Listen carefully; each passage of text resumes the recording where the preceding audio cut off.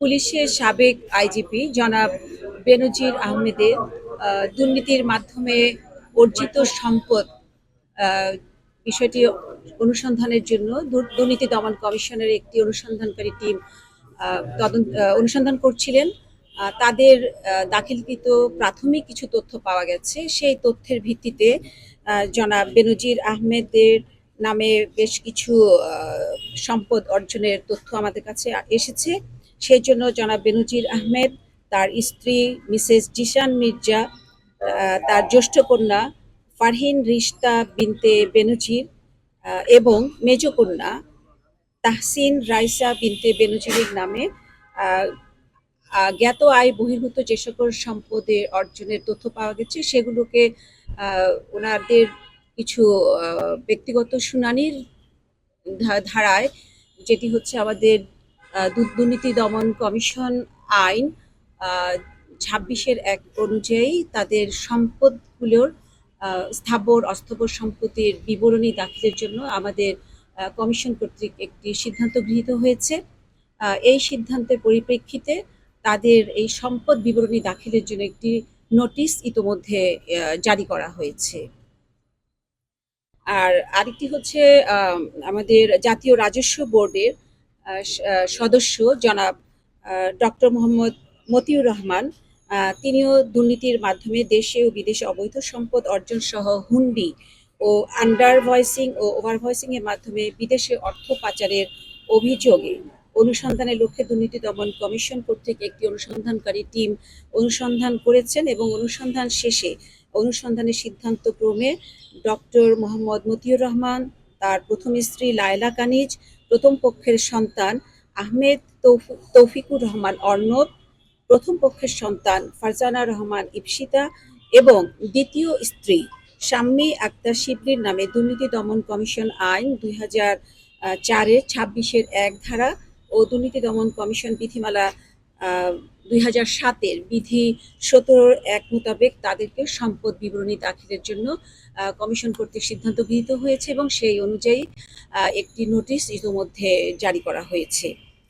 এছাড়া ডক্টর মোহাম্মদ শামসুদ্দোহা খন্দকার, যিনি প্রাক্তন চেয়ারম্যান বিআইডব্লিউটিএ এবং পুলিশের প্রাক্তন অ্যাডিশনাল আইজি, এর বিরুদ্ধে অবৈধ উপায়ে ভাবে প্রমাণিত হয় ডক্টর মোহাম্মদ শামসুদ্দোহা খন্দকার এবং তার স্ত্রী মিসেস ফেরদৌসী সুলতানা খন্দকারের বিরুদ্ধে দায়েরকৃত দুর্নীতি দমন কমিশন আইন 2004-এর 26-এর 2 ধারা অনুযায়ী মামলা নম্বর 16/2019-এ একটি মামলা দাখিল করা হয় এবং সেই মামলার তদন্ত শেষে ডক্টর মোহাম্মদ শামসুদ্দোহা খন্দকারের বিরুদ্ধে 8,44,00,000 টাকার সম্পদ গোপন সহ 2,87,00,000 টাকার জ্ঞাত আয় বহির্ভূত সম্পদ অর্জন এবং বিভিন্ন ব্যাংকে সন্দেহজনক অস্বাভাবিক ব্যাংকিং লেনদেনের প্রমাণ পাওয়া যাওয়ায় দুর্নীতি দমন কমিশন আইন 2004-এর 26-এর 2,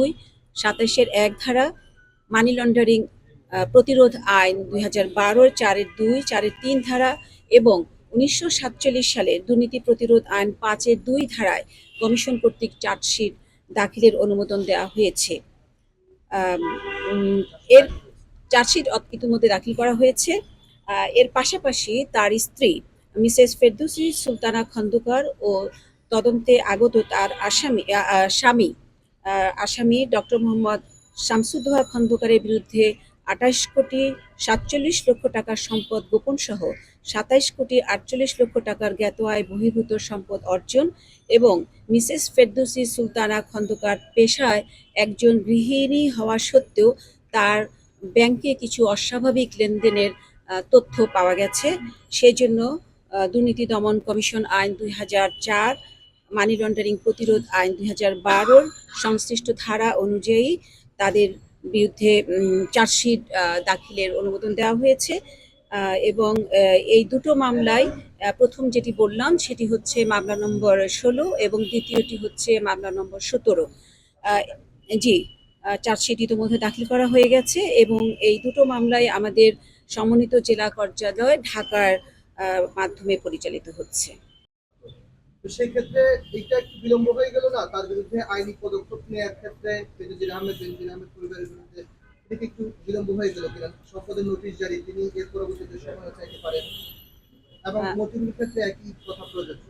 জি দেখুন, আম, দুটো কেসই আপনারা হয়তো বলতে পারেন, ঠিকই আছে আপনি বলেছেন। জনাব বেনজির আহমেদের বিষয়টি শুনানির জন্য যেটা দেয়া হয়েছে, এটা অনুসন্ধানকারী টিম, দুটো কেসের পৃথক দুটি অনুসন্ধানকারী টিম, এবং অনুসন্ধানকারী টিম ওনার অনুসন্ধানের স্বার্থে যেটা মনে করবেন তিনি সেটা করতে পারেন। এবং আমাদের বিধিগত বা আইনগতভাবে কোথাও কিন্তু বাধ্যবাধকতা নাই যে ওনাকে শুনানি দিতে হবে। সেখানে বলা আছে আপনার, যদি অনুসন্ধানকারী টিম মনে করেন তাহলে ব্যক্তিগত শুনানির জন্য তিনি ডাকতে পারেন। সেক্ষেত্রে জনাব বেনজির আহমেদের কেসে ওনারা সময় দিয়েছিলেন। এবং আর আপনারা জানেন, জনাব মতিউর রহমানের কেসটি অনেকদিন আগেও এটা আমাদের দুর্নীতি দমন কমিশনে উপস্থাপিত ছিল। সেই জন্য হয়তো দুর্নীতি আমাদের টিম যারা অনুসন্ধান করছেন তারা মনে করেছেন যে সেখানে সরাসরি সম্পদ বিবরণীতে না যেয়ে একটা শুনানির সময় দিয়েছেন।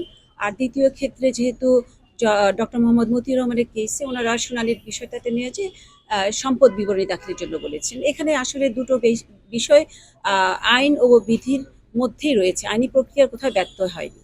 এর আগে সাবেক ডিএমপি কমিশনার আসাদুজ্জামান মিয়ার বিষয়ে কোনো সিদ্ধান্ত হয়েছে? না, এই বিষয়ে এখনো কিছু। জি, আপনারা একজন করে প্রশ্ন করেন। জি,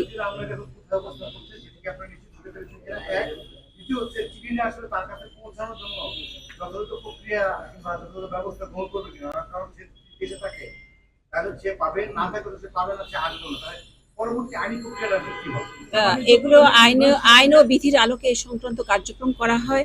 তার বাড়িতে এই আমাদের সম্পদ বিবরণী দাখিলের নোটিশটি দেওয়া হবে, লটকে দেওয়া হবে, সময়সীমা দেওয়া আছে, সেগুলি সব আমরা অনুসরণ করব।